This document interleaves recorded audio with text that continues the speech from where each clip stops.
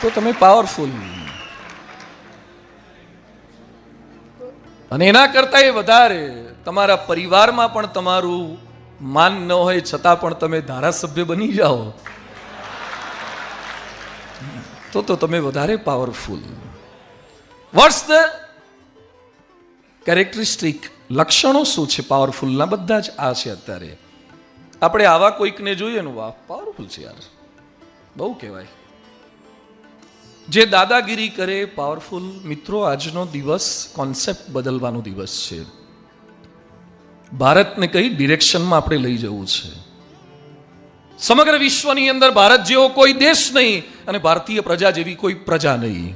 આ આપણો ભારત છે.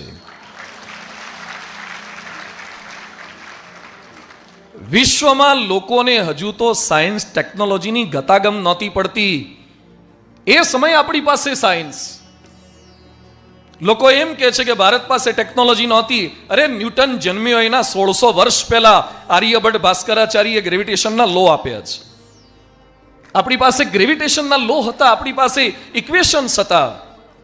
લોકો એમ કહે છે કે પ્લેનની શોધ એરબસ કે બોઈંગ કંપનીએ કરી છે. આપણા ત્યાં પ્લેન હતા. રાવણ સીતાને લેવા માટે આવ્યો ત્યારે શું લઈને આવ્યો હતો? આપણા ત્યાં તો ગુંડાઓએ ચાર્ટર ફ્લાઇટ વાપરતા હતા. પ્લેન હતા, ફ્યુલ વગર ચાલે, મંત્રોથી ચાલે. આપણા ત્યાં સિવિલ એન્જિનિયરિંગ આર્કિટેક્ચર નહોતું. ઇન્ડિયા ને લંકા વચ્ચે પુલ બનાવ્યો, વાંદરાઓએ બનાવ્યો. આપણા ત્યાં વાનરો પણ આર્કિટેક્ટ હતા, સિવિલ એન્જિનિયર હતા. અને બ્રિજ, અમે લોકો નાસા ગયા હતા હ્યુસ્ટનમાં, અમેરિકામાં. ત્યાં નાસામાંથી હબલ ટેલિસ્કોપથી એના ફોટોગ્રાફ લીધા છે. જે રામ દ્વારા, ભગવાન રામ દ્વારા, વાનરો દ્વારા સેતુ નિર્માણ થયો છે, રામ સેતુ.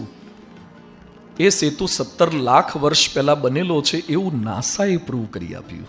17 લાખ વર્ષ પહેલા બનેલો છે.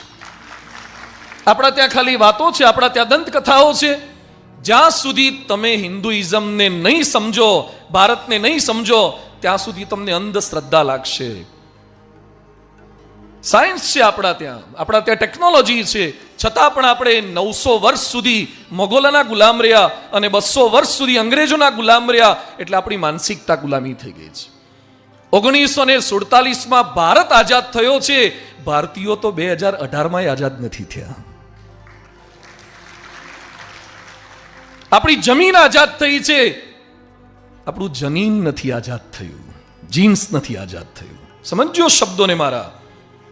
આપણી જમીન આઝાદ થઈ ગઈ, લેન્ડ આઝાદ થઈ ગઈ.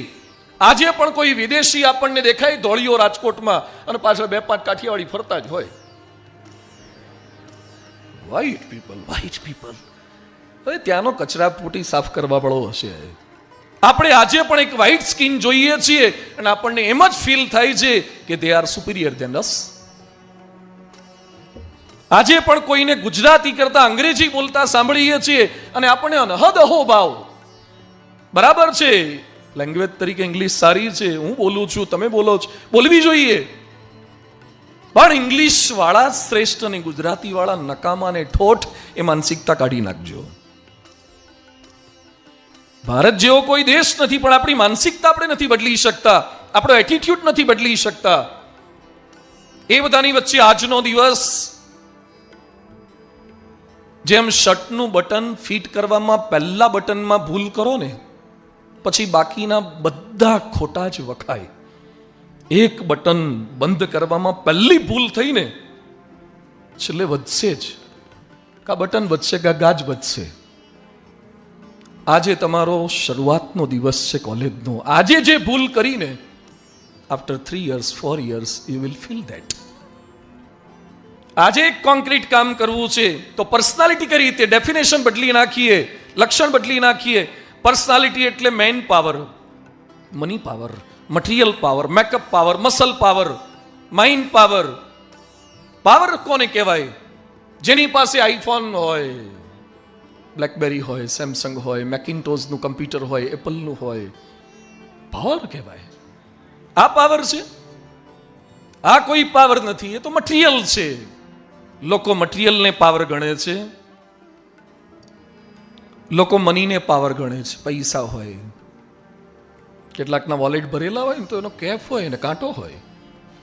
પૈસાનો પણ એક પાવર છે. કિંગ સાઇટમાં, સિલ્વર હાઇટમાં તમારો બંગલો હોય તો પાવર કહેવાય કે રાજકોટમાં કોઈનું ઘર નથી એવું આપણું ઘર છે. મેકઅપનો પણ એક પાવર છે. સારો ચહેરો તમારો હોય ને એવા કોલેજમાં કોઈના ના હોય તો તમને આમ કેફ જ રહે કે આપણા જેવું લગભગ કોઈ નહીં. મેકઅપનો એક પાવર છે, ફેસનો એક પાવર છે, મસલનો એક પાવર છે.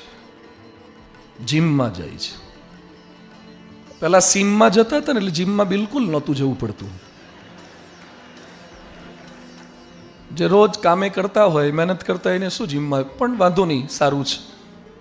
તલવર કરમાં કે ક્યાંક ક્યાંક જઈને પૈસા આપીને પણ આપણે હાંફીએ છીએ, પ્રયત્ન કરીએ છીએ, બોડી બનાવી છે, બાયસેપ્સ બનાવવા છે, સિક્સ પેક બનાવવું છે.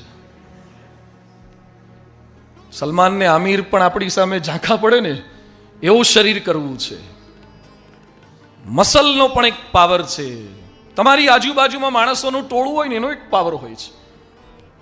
એને કહેવાય આનું ગ્રુપ બહુ પાવરફુલ છે. એને બતાવાય નહીં, એને બતાવાય નહીં. આવું તો કૂતરાઓમાં હોય છે સોસાયટીમાં.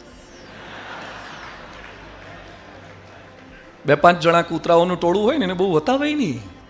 એ સોસાયટીના ડોન હોય, એમ કેટલાક કોલેજમાં ડોન હોય, એનું ગ્રુપ હોય. એ બાઇક પર ટાંટિયા ઊંચા કરીને આમ બેઠા હોય ને મશ્કરી કરતા હોય ને. આ ગ્રુપ, દોસ્તો, આપણો જન્મ આવી લુખ્ખાગીરી કરવા માટે, માફિયાગીરી કરવા માટે નથી થયો. હરિવંદના કોલેજમાંથી એક પણ લુખ્ખો, હું જાણી જોઈને શબ્દો વાપરું છું, એક માફિયો, એક ડોન, એક આવી પ્રવૃત્તિ કરનારો વિદ્યાર્થી ન થવો જોઈએ. What's the meaning of education? Personality શું છે? આવા ભૂસાઈ ગયા મોટા મોટા દાદાગીરી કરનારા, અને જે ક્યારે કોઈની સામે ઊંચા સાદે નહોતા બોલતા, એ જલારામ બાપાની પર્સનાલિટી આજે પણ અમર છે. પર્સનાલિટી એટલે આ છે, પરમેનન્ટ પર્સનાલિટી. પર્સનાલિટીનો પાવર શું છે? બુસ્ટ પીવો, બોર્નવિટા. કપિલ દેવની એડવર્ટાઇઝમેન્ટ આવતી, boost is the secret of my energy. Power boost. Power drink આવે છે, પાવર ડ્રિંક આવે ને એ પીવે એટલે આમ પાવર ચડી જાય, કાંટો ચડે. પાવર ફેસ વોશ આવે છે, પાવર બેંક આવે છે મોબાઈલને મજબૂત કરવા માટે. બધું પાવર વાળું તમે વાપરો છો. એ બધાની વચ્ચે પાવરફુલ પર્સનાલિટી કઈ રીતે બની શકે છે? બીજું બધું જ હશે પણ શું નહીં હોય. 2010માં અમે લોકો યુએસએમાં એટલાન્ટાની બાજુમાં મેમ્ફિસ સિટી છે ત્યાં હતા. It is the birth place of Elvis Presley. Do you know the name of Elvis? Michael જેક્સનનો પણ બાપ કહેવાય ને એવો મોટો ગાયક થઈ ગયો, સંગીતકાર થઈ ગયો એલ્વિસ પ્રેસ્લી. એનો થોડોક પરિચય તમને આપું. બધાને એમ છે ને કે આપણે વિખ્યાત થવું છે, પ્રખ્યાત થવું છે, છાપામાં આપણા ફોટા આવે, લોકો ઓટોગ્રાફ આપણા માગે, લોકો કેટલી પ્રખ્યાતિ પામતા હોય છે. અમે મેમ્ફિસમાં એલ્વિસ પ્રેસ્લીના ત્યાં ગયા. એ તો મરી ગયો છે ઘણા વર્ષ પહેલા. એનું પ્રદર્શન ત્યાં જોવાની એન્ટ્રી ફી $45 હતી. એલ્વિસ જ્યાં મર્યો છે એના ઘરમાં એનો અખંડ દીવો રાખવામાં આવ્યો છે, જે મંદિરોમાં હોય ને એવો અખંડ દીવો. એલ્વિસ જે કપડાં પહેરતા હતા એ બધા જ કપડાં સાચવીને ત્યાં મૂકી રાખવામાં આવ્યા છે, પ્રસાદીના એના લુગડા બધા. શું પ્રખ્યાતિ એની! એલ્વિસની અત્યાર સુધીમાં 75 કરોડ LP રેકોર્ડ્સ વેચાઈ હતી. કેટલી પ્રખ્યાતિ એલ્વિસની!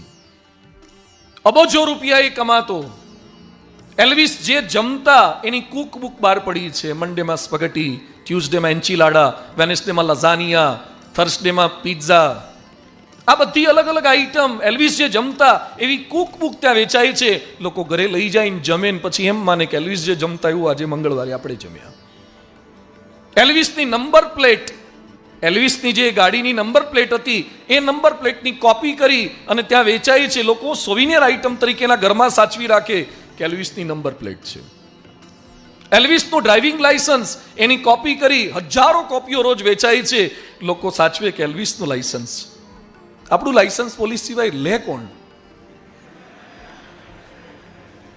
એલ્વિસનું લાયસન્સ સચવાય પછી 2 પ્લેન, ત્યાં બીજી BMW ની ઘણી કાર જોઈ. એક ગાડી એવી છે એના ઉપર હીરાનો પાવડર કરી અને બધો છાંટેલો છે. એ ગાડી એલ્વિસ વાપરતો હતો. 34 થી 38 કાર હતી, નેનો હશે. BMW ને જેગુઆર ને લેક્સસ ને ફેરારી ને રોલ્સ ને આ બધી ગાડીઓ વાપરતો હતો. 34 ગાડીઓ, 2 પ્લેન ત્યાં પડેલા જોયા. લીઝા મેરી લખેલું હતું. એલ્વિસની ડોટર હતી જે માઇકલ જેક્સન સાથે પરણી હતી. આ એલ્વિસના પ્લેન જોયા. પ્લેનમાં એન્ટર થયા તો સીટ બેલ્ટ ગોલ્ડના હતા. સીટ બેલ્ટ ગોલ્ડના, વોશ બેસિન ગોલ્ડનું. મેં કીધું આમાં કેમનું થૂકાય? બધું જ ગોલ્ડનું. મિત્રો, એનો ઓટોગ્રાફ લેવા માટે છોકરાઓ પડાપડી કરે. કોઈક પોતાના ગાલ પર એની સાઇન લે, હાથ પર લે. એલ્વિસ એટલો પ્રસિદ્ધ હતો. ઓલ્ધો he has committed suicide. એણે આત્મહત્યા કરવી છે. હસું છું એટલે માની ન લેશો કે સુખી છું હું, રડી નથી શકતો એટલો દુખી છું હું. રાજકોટના ફોટા બહુ સારા છે, એક્સરે બહુ જ ખરાબ છે. લગ્ન કરતા પહેલા ફોટા આપવામાં આવે, કોડાક કોનિકાના ને ડિજિટલ ફોટોગ્રાફ. સારા ફોટા જોઈને મેરેજ થાય, રૂપ જોઈને લગ્ન થાય, સ્વરૂપ જોઈને છૂટાછેડા થાય.